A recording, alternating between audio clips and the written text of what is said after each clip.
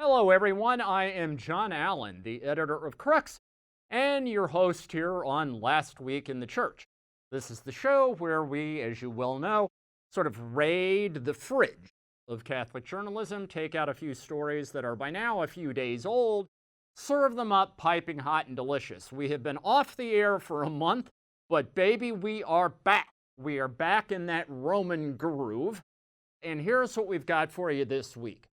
First, the Italian bishops take a remarkably cautious step in the direction of transparency on clerical sexual abuse, so cautious, in fact, that critics would say it's virtually invisible. We'll explain what's going on there. Second, on their controversial synodal path, the German bishops sit down for a meeting with their opposite numbers in the Vatican this past week. The Vatican made a kind of proposal about where to go from here. The German response could best be phrased as, thanks, but no thanks. Third, the Vatican's ousted auditor struck back this week, attempting to file a $10 million lawsuit in a Vatican court. We will unpack what his complaint is and what might happen. Fourth, Pope Francis makes a very sweet and long-anticipated homecoming over the weekend, although it's not quite the homecoming people have been expecting over the past decade of his pontificate. And finally this week, movie review. We'll have a few thoughts on the new Netflix documentary, Vatican Girl. All that is waiting for you on the other side, so please stick around. All right, and we are back. As I mentioned at the top, we have been off the air for the past month.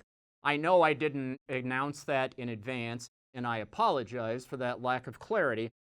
What happened is that I had to go in here in Rome for a surgery on my esophagus. I had thought I would be laid up for about 2 weeks.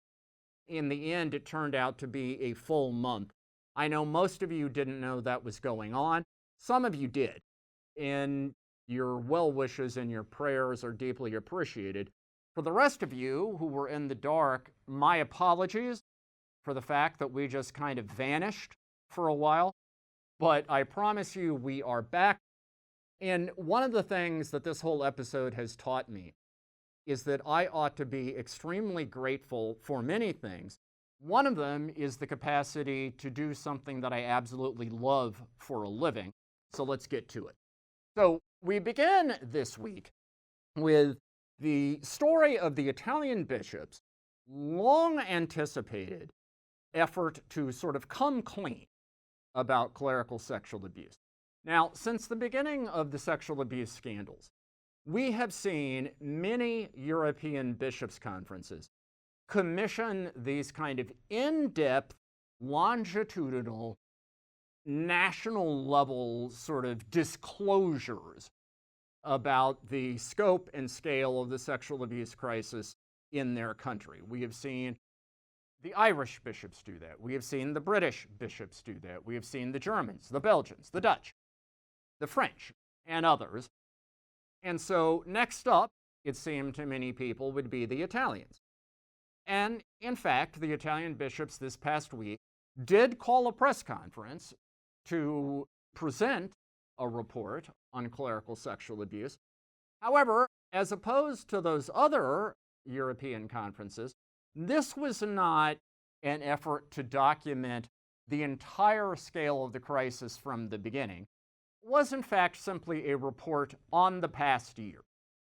Of course, under the terms of reforms decreed by Pope Francis, all dioceses in the Catholic Church are supposed to have established these listening centers, kind of reporting centers, where people can make reports about acts of abuse, or at least potential acts of abuse, in the expectation that those reports will be acted upon. So the Italian bishops announced this week that they had collected 89 such reports over the course of the past year, and they added that those reports were directed against all personnel of the church, so it includes priests, religious, and laity, anybody acting on behalf of the Catholic Church in Italy. Beyond that, we really don't know very much. They didn't tell us what the nature of these accusations were, and they didn't provide any sense of what was done about them. That is to say, whether canonical procedures were opened up, whether they were relayed to civil authorities, and what action might have ensued there. We just don't know.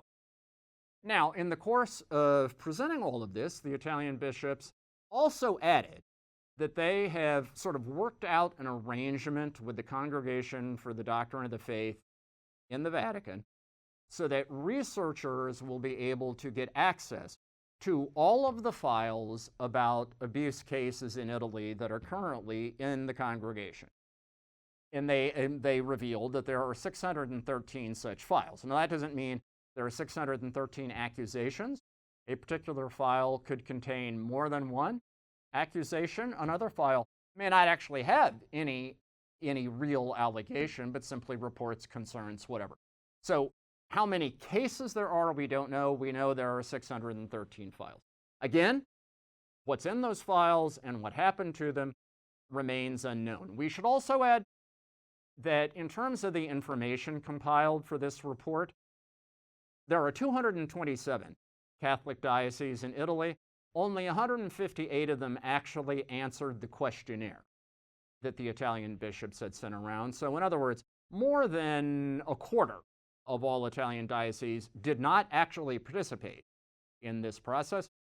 And we know that at least one of those dioceses that didn't participate right now has a priest who is facing criminal trial on charges of sexual violence against minors. Yet that information would not have been included in this report because the diocese opted out. So critics, including the leading sort of network group, advocacy group on behalf of abuse victims here in Italy, have dismissed this report as, and I'm quoting here, a joke. Now, whether you want to go that far, it clearly is the case that this report is not comparable to the kinds of sweeping, detailed reports we have seen from other European bishops' conferences. Now, in all fairness, spokespersons for the Italian conference did say during this press conference that this report does not rule out doing one of these larger national level studies. They simply said, this is a first step, and we will see what else might be done. So, in other words, I suppose the jury is still out. I think probably what one can say objectively is that the report we saw this past week, while admittedly more information than we had previously, certainly has not satisfied people who are skeptical about the willingness of the Italian bishops in particular to come clean. All right, second story from this past week. Now, this past week, German bishops made their traditional ad limina visit to the Vatican. Ad limina is an Italian phrase meaning to the threshold, in this case, the threshold of the apostles. In principle, there is nothing unusual about this at all. Every Catholic bishop in the world is obliged to make one of these ad limina visits every 5 years. Typically, when you've got a larger national conference, they try to do it together just for ease of organization. So in many ways, this was business as usual, except, of course, it wasn't, because the German bishops, let's face it, are a kind of special case. For the last several months, the German bishops, in collaboration with the leading organization of Catholic laity in Germany, have been running something that they're calling, well, a synodal way or a synodal process. That is, not quite a formal ecclesiastical synod, but something that is synod-like, synod-esque, a sort of giant national listening session of the church in Germany. And this process has elicited, a good deal of angst, to use the appropriate German word, in many Catholic circles, because of concerns that at the end of the day, it may produce proposals that are at odds with official Catholic teaching, matters such as blessing same-sex unions or ordaining female clergy, at least female deacons, or ending clerical celibacy, or revising the church's positions on contraception or abortion, any number of other sort of hot button, what the Germans would call heißen Eisen, the hot irons, those sorts of issues. Now, so when the German bishops were here this week, knowing that all of this is going on, the Vatican had proposed that there be a special kind of summit meeting where the German bishops and the Pope and leaders of several of the important Vatican departments would sit down and kind of hash this out. Now, at the last minute, the Pope decided not to participate personally. No explanation was given for that decision by the Vatican. Could have been a little bit like the reason President Kennedy decided not to participate in the meetings on the Cuban Missile Crisis, because maybe he was worried that if he was in the room, people would not feel free to speak their minds. They would just be trying to guess what he wanted them to say. We don't know. But in any event, the Pope did not take part in this meeting. So it was the German bishops and their opposite numbers in the Vatican. What we do know, on the basis of a statement that was issued afterwards, is that Vatican officials had proposed basically a moratorium, that is a kind of halt, a pregnant pause, caesura, in the German synodal process, and that with the idea being that it kind of be folded into the larger synod on synodality for the global church that Pope Francis has going on right now. In response to that, the German bishops basically said, interesting idea, but no. No thanks. No sale. We're going to go ahead. And this on the basis that it would be deeply disappointing, their argument, to the people who have given of their time and energy and imaginations in the process so far, if it were to be sort of arbitrarily halted before it reached its natural conclusion. So, the Germans are going to move ahead. No indication that Pope Francis is going to order them to stand down, and no particular indication that even if the Pope tried to do that, of what the aftermath, what the result of that might be. So we are still sailing into uncharted waters, and we will just have to pay attention, wait and see what the outcome of this German process is. Now, let me just say, however, that if this German process were to produce proposals that are at odds with official Catholic teaching, it would hardly be the first time that a national level consultation somewhere in the Catholic Church has ended that way. Typically these proposals go to Rome, where they kind of die a quiet death. We'll see what happens in this case. Probably the only thing to be said at this point is it certainly bears watching. All right, third story we've got this week. Libero Maloney, former executive of Deloitte, one of the big four global accounting firms, used to be the CEO, actually, of Deloitte in Italy, who was hired by Pope Francis in 2015 to be the Vatican's first ever independent auditor general, who was supposed to be the guard guarding the guardians, like the ultimate check, right, that everything was above board. At the time, his hiring was touted as, heralding a brave new world of transparency and accountability in Vatican finance. 2 years later, he is essentially run out of the Vatican on a rail, unceremoniously fired amid charges that he was exceeding his authority, engaging in illegal espionage on various officials in the Vatican, basically that he was a loose cannon and not to be trusted. Ever since, Maloney has been on a kind of one-man crusade to try to restore his credibility and to try to make the argument that rather than him having done anything wrong, His problem was he was actually doing his job too well, that he was on the verge of uncovering a wide variety of acts of financial mismanagement, corruption, misappropriation, and so on, and that therefore his downfall was an effort by the old guard to try to prevent their dirty laundry from being aired in public. Now, he has tried to make that argument in a variety of ways.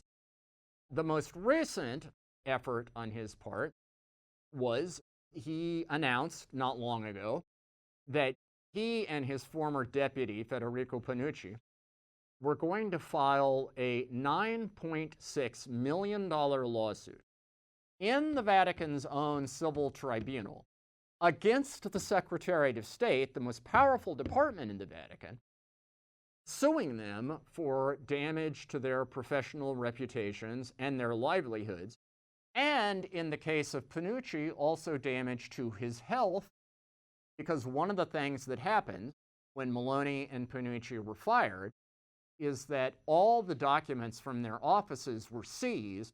Now, that included some of Panucci's medical records. He has prostate cancer, and because his medical records were never returned, he essentially had to restart the treatments that he was undergoing, which he argues impaired his chances at recovery and unnecessarily elongated the treatment that he was undergoing.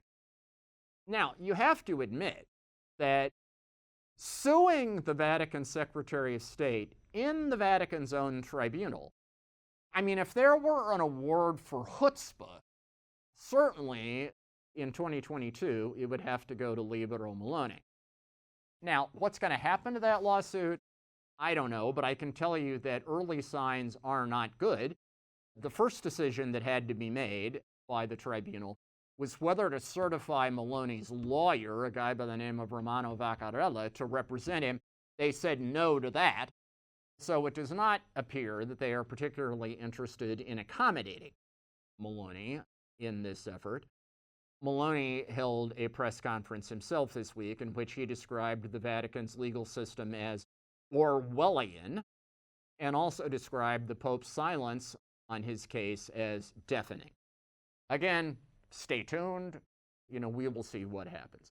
All right. Now, all those three things, right? The German bishops, the Italian bishops, and the former auditor, means that the past week was not an especially good one for Pope Francis, which probably means that what the Pope did over the weekend was all the more welcome. He went up to northern Italy, to the region of Piedmont, a town called Asti. Now, that is where the Bergoglio family is from. That's where his family comes from, before part of it immigrated to Argentina.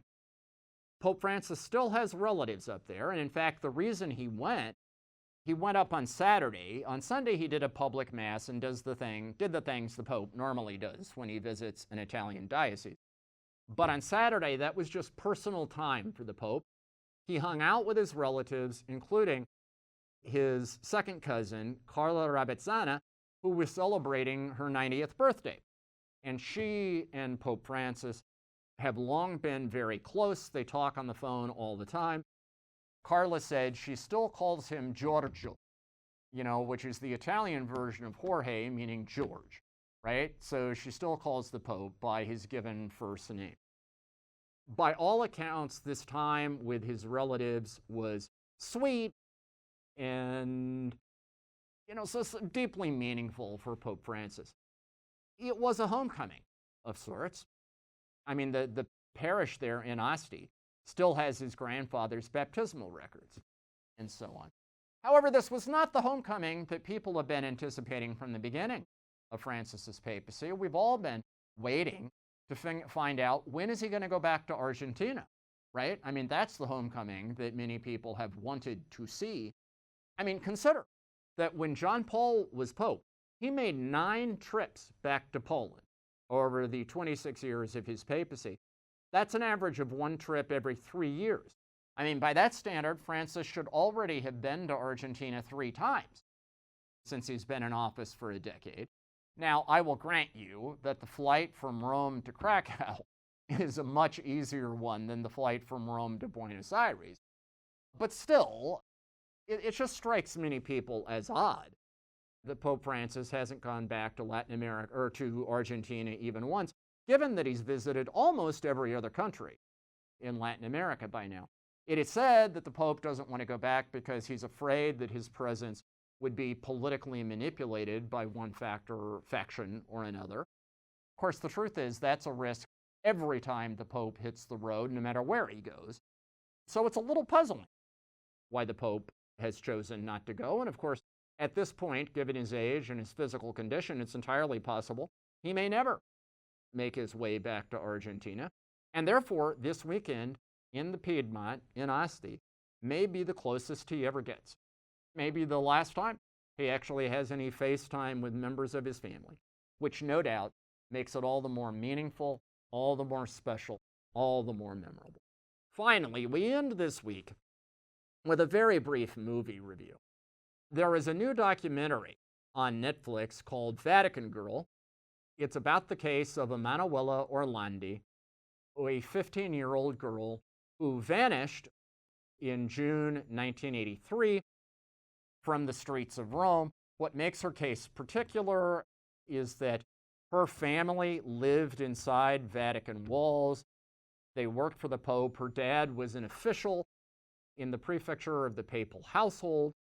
And so Emanuela Orlandi was a girl who lived in the Vatican, grew up in the Vatican, hence the title Vatican Girl. And ever since 1983, ever since her disappearance, her story has become the central sort of mystery gripping the Italian imagination for almost 40 years. It is the classic instance of what the Italians call a giallo, an unresolved, unsolved mystery. Now, this documentary, which is more than 4 hours long, divided up into 4 distinct episodes, you have to give it this. It has the virtue of being comprehensive. Every possible Machiavellian, overly complicated, highly implausible explanation for what might have happened here is given airtime, from it was the KGB to it was the Italian mob. I mean, I'm surprised that alien abduction is not actually one of the possibilities that they consider. Certainly everything else is in there. It is a classically Italian piece of work, I would say, in that it is florid, overly produced, and in the end, unsatisfying, because they run through virtually every conspiracy theory you can imagine, but at the end, there's no meat on the bones in the sense that you have no better idea at the end of this 4-hour thing of what actually happened to Emanuela Orlandi than you did at the beginning. Here's what I think the problem is. The problem, and let me just say, that although it's easy to dismiss all of this as the ultimate in sort of, wild conspiratorial thinking, let us not remember, or rather, let us not forget, there is a family that has been waiting almost 40 years to know what happened to their daughter or their sister, their loved one. And that kind of agony is almost unimaginable if you haven't experienced it. So there's something really serious and real at the core of this story. Here's the problem.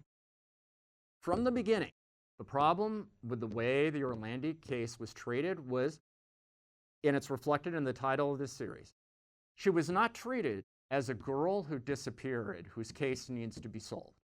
She was treated as a Vatican girl, and therefore as a magnet for every Machiavellian, outlandish, implausible, wild conspiracy theory you can possibly imagine. The problem was that there was never a serious missing persons investigation until it was far too late, because we were distracted by this cloud of speculation and innuendo, which this documentary series captures in painstaking and faithful, but ultimately deeply unsatisfying detail. Footnote, I make a brief cameo in this documentary. That, however, is hardly reason enough to give up 4 hours of your life to watch the whole thing. All right, that is our show for this week. Thank you for being with us. I swear to you on a stack of Bibles, we are not going to desert you again. I will be here again next week. In the meantime, stay safe, stay healthy, have a fantastic and blessed week, and we will talk to you again soon.